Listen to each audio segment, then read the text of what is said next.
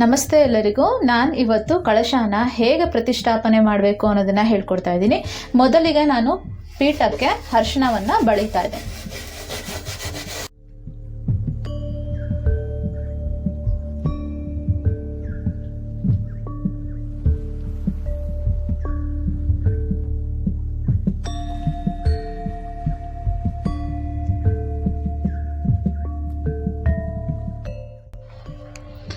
ಈಗ ನಾನು ಅಕ್ಕಿ ಹಿಟ್ಟಿಂದ ರಂಗೋಲಿಯನ್ನು ಹಾಕ್ತಾ ಇದ್ದೀನಿ.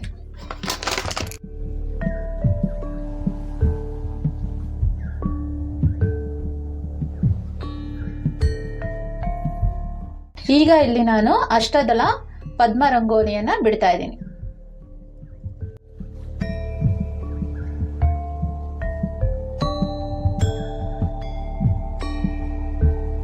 ಈಗ ನಾನು ಇದಕ್ಕೆ ಅರಿಶಿಣ ಕುಂಕುಮನ ಇಡ್ತಾ ಇದ್ದೀನಿ.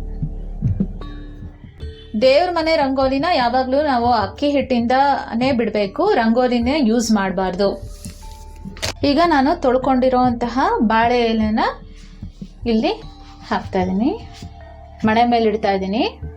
ಮಣೆ ಮೇಲೆ ಅಕ್ಕಿಯನ್ನು ಹಾಕ್ತಾ ಇದ್ದೀನಿ. ಹೀಗೆ ಸಮವಾಗಿ ಹರಡ್ಕೋಬೇಕು.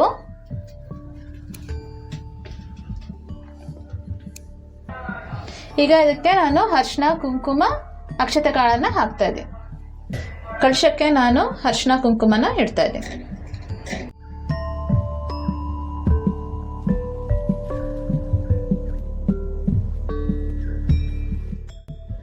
ಇದಕ್ಕೆ ನಾನು ನೀರು ಅಥವಾ ಗಂಗಾಜಲ ಹಾಕ್ತಾ ಇದ್ದೀನಿ. ಇದಕ್ಕೆ ನಾನು ರೋಸ್ ವಾಟರ್ ಕೂಡ ಹಾಕ್ತಾ ಇದ್ದೀನಿ. ಈಗ ನಾನು ಕಳಶಕ್ಕೆ ಈ ಎಲ್ಲ ಸಾಮಗ್ರಿಗಳನ್ನ ಹಾಕ್ತಾ ಇದ್ದೀನಿ. ಮೊದಲಿಗೆ ಇದು ಜಾಕಾಯಿ, ಜಾಪತ್ರೆ, 6 ಏಲಕ್ಕಿ, 6 ಲವಂಗ. ಇದರಲ್ಲಿ ಪ್ರತಿಯೊಂದರಲ್ಲೂ ಮೊಗ್ಗು ಇರಬೇಕು. ಮೊಗ್ಗಿಲ್ದೇ ಇರೋದು ಹಾಕಬೇಡಿ, ನೋಡಿ ಮೊಗ್ಗು ಹಾಕಿ. ಇದು ಕವಡೆಗಳು, 6 ಕವಡೆಗಳು, 6 ಗೋಮತಿ ಚಕ್ರ, 6 ಕಮಲದ ಬೀಜ, ಮತ್ತೆ ಇದು ಬೆಳ್ಳಿ ಕಾಯಿನ್.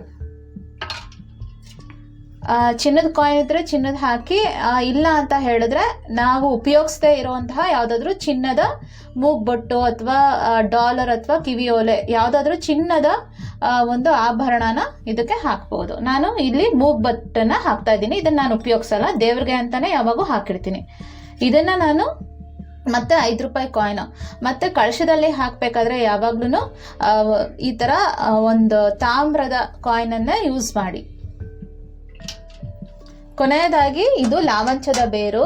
ಇದನ್ನು ಸಹ ಹೀಗೆ ಚೆನ್ನಾಗಿ ಸುತ್ತಿ ಹೀಗೆ ಒಳಗೆ ಹಾಕಿ.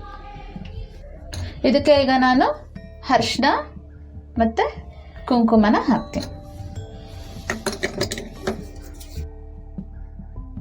ನನ್ನ ಮನೆಯ ಕಳಶಕ್ಕೆ ನಾನು ಅಮ್ಮನವ್ರಿಗೆ ಚಿನ್ನದ ತಾಳಿನ ಮಾಡಿಸ್ಕೊಂಡಿದ್ದೀನಿ. ಸೊ ಇದನ್ನು ನಾನು ಹಾಕ್ತೀನಿ. ಹಾಕೋದಕ್ಕಿಂತ ಮುಂಚೆ ಇದಕ್ಕೂ ಸಹ ಅರಿಶಿಣ ಕುಂಕುಮನ ಇಡ್ತೀನಿ. ಈ ಥರ ತಾಳಿ ಮಾಡಿಸ್ಕೊಳ್ದೆ ಇರೋರು ಅರಿಶಿಣದ ಕೊಂಬನ್ನ ಸಹ ಕೂಡ ಕಟ್ಟಿ ಹಾಕಬಹುದು. ನಾನು ಕಳಶಕ್ಕೆ ಹೆಚ್ಚಿಗೆ ಮಾವಿನ ಎಲೆಗಳನ್ನ ಇಡ್ತೀನಿ, ವಿಳೆಯದೆಲೆನ ಇಡೋದಿಲ್ಲ. 1, 2, 3, 4, 5 ಇದನ್ನ ತಗೊಳ್ತೀನಿ. ಇಷ್ಟನ್ನು ತಗೊಳ್ತೀನಿ. ನೋಡಿ, ಈ ಎಲೆಗಳೆಲ್ಲ ಚೆನ್ನಾಗಿಲ್ಲ. ಈ ಥರ ಈ ಚೆನ್ನಾಗಿಲ್ದಿರೋ ಎಲೆಗಳನ್ನು ನಾನೀಗ ತೆಗೆದು ಹಾಕ್ತೀನಿ. ಹೀಗೆ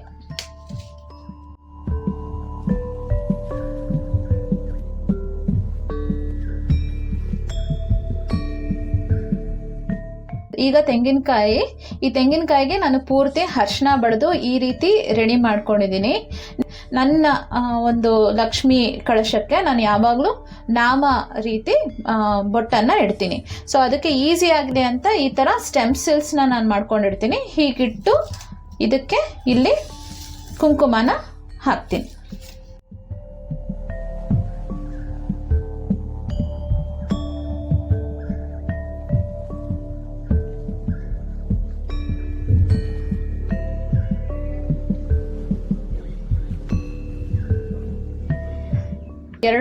ಪುಟ್ಟ ಪುಟ್ಟ ಬಳೆಗಳನ್ನು ಹಾಕ್ತೀನಿ. ಈ ಬಳೆನ ಒಂದು ಸ್ವಲ್ಪ ದಿನ ಆದಮೇಲೆ ನನ್ನ ಮಗಳಿಗೆ ಹಾಕ್ತೀನಿ. ಅದಕ್ಕೆ ನಾನು ಹಿತ್ತಾಳೆಯ ಒಂದು ಕಂಬಿನ ತಗೊಂಡಿದ್ದೀನಿ. ಹೀಗೆ ಇಡೋದ್ರಿಂದ ಇದು ಹೂವನ್ನು ನೀಟಾಗಿ ಮುಡಿಸಬಹುದು. ಇಲ್ಲಿ ಕಮಲದ ಹೂವನ್ನು ಇಡಿ, ಆದರೆ ನನಗೆ ಇಲ್ಲಿ ಕಮಲದ ಹೂ ಸಿಕ್ಕಿಲ್ಲ. ಅದರಿಂದ ನಾನು ಕೆಂಪು ಬಣ್ಣದ ಹೂವು ದೇವಿಗೆ ಇಷ್ಟ ಅಂತ ರೋಸನ್ನು ಇಟ್ಟಿದ್ದೀನಿ. ಈಗ ಕಳಶ ಎಲ್ಲ ರೆಡಿ ಆಗಿದೆ. ನಾನು ಅಮ್ಮನವ್ರಿಗೆ ನೈವೇದ್ಯ ಅಂತ ಹೇಳಿಬಿಟ್ಟು ಈಗ ಸದ್ಯಕ್ಕೆ ಹಣ್ಣನ್ನು ಇಟ್ಟಿದ್ದೀನಿ.